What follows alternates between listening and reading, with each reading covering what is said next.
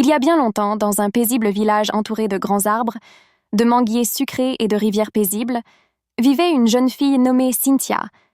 Elle était la fille de maman John et papa John. Ses parents, de simples fermiers, aimaient profondément leur fille. Cynthia n'était pas seulement belle, elle était à couper le souffle. Sa peau brillait comme de l'huile de palme mûre au soleil. Ses yeux brillaient comme des étoiles. Ses lèvres étaient rouges et charnues. Sa taille était fine et ses cheveux épais, longs et noirs comme la nuit. On disait que les dieux avaient mis du temps à la modeler, mais cette beauté s'accompagnait d'un cœur empli de fierté.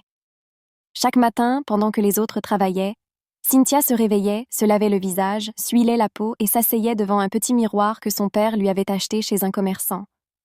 Elle tournait le cou à gauche et à droite, faisait la moue, battait des cils et riait. « Ha ha !» rigolait-elle. « Qui est plus belle que Cynthia ?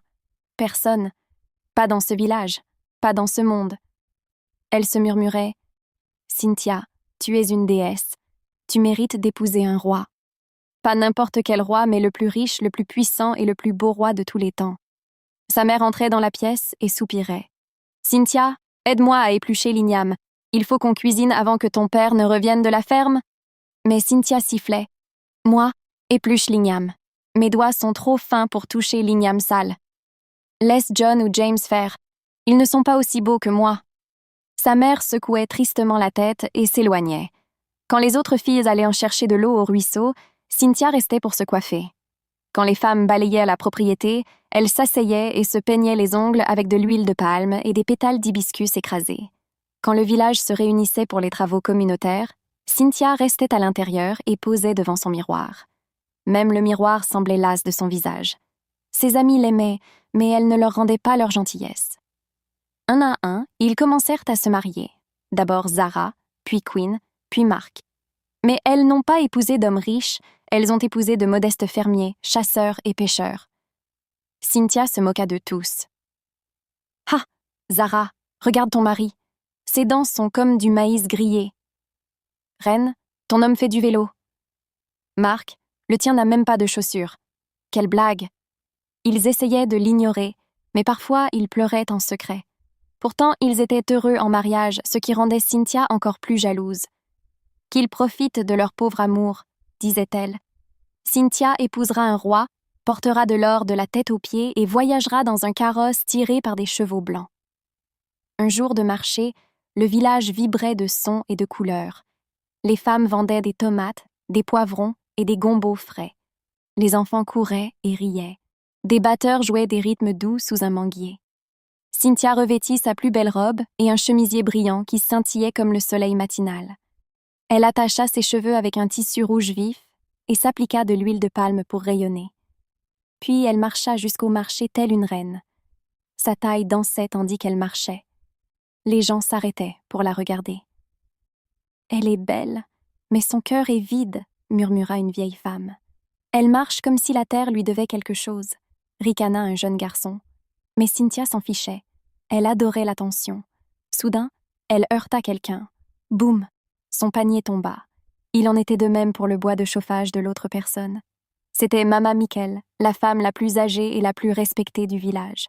Son dos était courbé par l'âge. Ses mains tremblaient et ses jambes étaient lentes. Le bois s'éparpilla un peu partout et la vieille femme tomba à genoux.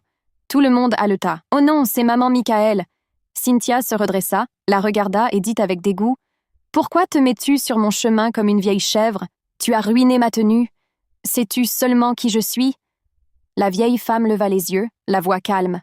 « Mon enfant, je suis désolée. Ma vue n'est plus aussi perçante qu'avant. Alors, reste dans ta hutte, » cria Cynthia. « N'approche plus ton bois pourri de mes beaux vêtements. » On commença à chuchoter. « Excuse-moi, Cynthia. C'est une aînée. Elle est assez vieille pour être ta grand-mère. » Mais Cynthia lui tourna le dos, siffla et s'éloigna. Maman Michael ramassa lentement son bois en secouant la tête. Puis elle leva les mains au ciel et dit d'une voix tonitruante « Cynthia, le miroir que tu adores te tournera bientôt le dos. Que ta beauté fonde comme la cire d'une bougie. Que ton orgueil devienne ta prison. Tu ne reverras la beauté que lorsque tu auras côtoyé l'homme le plus laid du monde. Alors, et alors seulement, ton cœur apprendra. » Le marché devint silencieux. Même les oiseaux cessèrent de gazouiller. Cette nuit-là, Cynthia se regarda dans le miroir et sentit une étrange chaleur sur sa peau. Elle rit nerveusement. Ah, ah, quelle blague est-ce là? Mais le miroir se brisa légèrement. Son reflet scintilla. Le lendemain matin, Cynthia hurla si fort que tout le village l'entendit. « Qu'est-ce que c'est? Ce n'est pas moi !» Sa peau lisse était devenue rugueuse comme du papier de verre. Son nez s'était élargi. Ses lèvres, autrefois charnues, étaient sèches et gercées. Ses cheveux tombaient par plaques.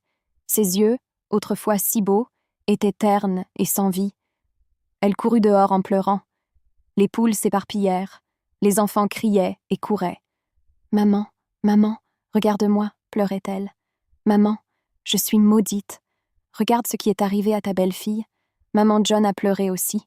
Ma fille, c'est le résultat de l'orgueil. Tu as blessé Maman Michael. Tu as refusé d'écouter. Tu t'es moqué des autres. Je m'excuserai. Je m'excuserai. Je lui donnerai à manger. Je balayerai sa hutte. » Mais quand ils arrivèrent chez Maman Jean, la vieille femme n'était plus là. Personne ne savait où elle était allée. Cynthia n'était plus qu'une ombre. Son miroir était recouvert de tissu. Elle ne marchait plus fièrement. Elle restait cachée à l'intérieur. Les villageois racontaient des histoires. Savez-vous ce qui est arrivé à Cynthia? Sa beauté s'est envolée comme la fumée. Elle ressemble désormais à une coquille de palmiste. Cynthia, autrefois fière, était désormais silencieuse, humble et solitaire. C'est alors qu'un mystérieux voyageur arriva au village. Il portait une longue robe, le visage caché par un chapeau de paille. Il demanda Cynthia et lui transmit un message. « Ta malédiction ne sera levée qu'en épousant l'homme le plus vieux et le plus laid du monde. Un homme aux dents pourries, à la peau odorante et au cœur exigeant. Épouse-le non pas avec ton corps, mais avec ton âme. Alors seulement tu seras libre. » Cynthia pleura pendant des jours. Devrais-je épouser un monstre pour retrouver ma plénitude? Mais au fond d'elle-même, elle savait que c'était son épreuve. Son voyage de douleur et de transformation ne faisait que commencer. Cynthia était assise seule dans sa chambre, refusant de manger. Son état s'était dégradé. Sa beauté, autrefois sa fierté, était devenue son chagrin. Les villageois cessèrent de chuchoter. Ils ne la craignaient plus, ni ne l'enviaient. Certains la critiquaient même. Un matin, on frappa violemment à la porte. Sa mère ouvrit et vit un homme étrange, petit, voûté, avec un gros ventre, une longue barbe blanche et une peau aussi ridée que du gombo séché. Sa bouche n'avait que 3 dents brunes et il portait une longue canne qui résonnait à chaque pas. Ses vêtements étaient dépareillés et déchirés. Son regard était perçant comme celui d'un lézard et son haleine sentait le vieux escargot. « Je suis Judas », dit-il avec un sourire en coin. « Je suis venu épouser Cynthia. Maman John a failli s'évanouir. » « Épouser qui ? » « Cynthia. J'ai entendu dire qu'elle cherchait quelqu'un comme moi. » Cynthia sortit de la cabane, le cœur battant. En le voyant, elle se figea. Sa première pensée, il a l'air pire que la malédiction elle-même. Mais ensuite, son reflet dans l'eau près de la maison lui rappela qui elle était devenue. Elle se souvint des paroles du messager. « Tu dois épouser l'homme le plus laid du monde, non pas de ton corps, mais de ton âme. Alors seulement tu seras libre. » Elle regarda Judas. Il mâchait quelque chose, bruyamment. Paf, paf, paf. Ça sentait les haricots fermentés. « M'acceptes-tu » demanda Judas en se curant le nez avec son petit doigt. Cynthia déglutit difficilement et hocha lentement la tête. « Oui. » Les villageois sortirent sous le choc. « Ah ! Cynthia épouse cette créature. Les merveilles ne finiront jamais. Peut-être a-t-elle besoin d'aide. » Le mariage était simple. Pas de musique, pas de danse. Juste un choc et un silence profond.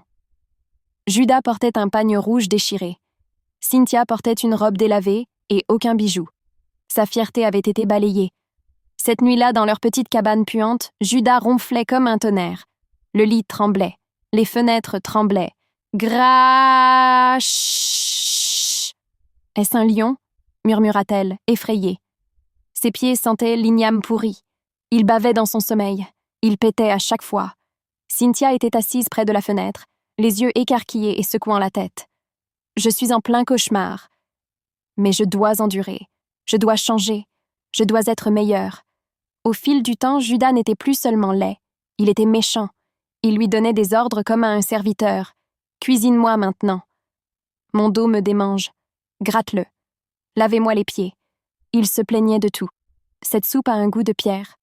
Pourquoi respires-tu si fort? Tais-toi. Mais malgré tout cela, Cynthia ne se plaignait pas. Elle se levait tôt, nettoyait la maison, allait chercher de l'eau, préparait son repas, lavait ses vêtements sales, des vêtements qui sentaient l'oignon oublié. Elle souriait à nouveau aux enfants. Elle s'excusa auprès de ses anciens amis. Elle commença à aider au ruisseau du village, à porter du bois pour les femmes âgées et à saluer même les mendiants. Un jour, une petite fille trébucha au marché. Cynthia se précipita à son secours, nettoya ses bleus et lui donna à manger.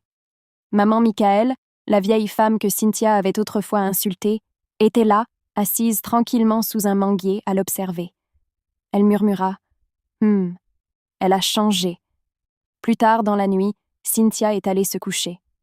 Judas ronflait de nouveau, plus fort que jamais. Elle leva les yeux vers la lune par la fenêtre et murmura « Si jamais je redeviens belle, je te promets de ne plus jamais rire de personne. Je n'oublierai jamais ce que l'on ressent lorsqu'on est brisé. » Cette nuit-là, maman Michael apparut dans son rêve, rayonnante comme le clair de lune. « Ma fille, » dit doucement la vieille femme, « ta beauté est revenue, non pas sur ton visage, mais dans ton cœur. Tu es vraiment belle maintenant.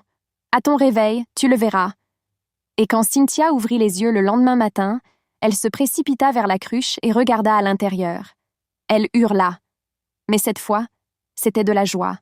Sa peau était douce, ses yeux brillaient, ses cheveux étaient à nouveau fournis, ses lèvres brillaient. Sa beauté était revenue, mais plus forte, plus profonde, plus ample. Elle courut dehors en chantant. Tout le village se rassembla. Elle est redevenue belle. La malédiction est brisée. Judas est sorti en clignant des yeux. Il la vit et recula. « Tu n'es pas ma femme. Ma femme est laide. » Cynthia sourit gentiment. « Merci, Judas. Tu as fait partie de mon parcours. Mais qui va me faire à manger maintenant ?» s'écria-t-il. Elle lui tendit une calebasse pleine de nourriture.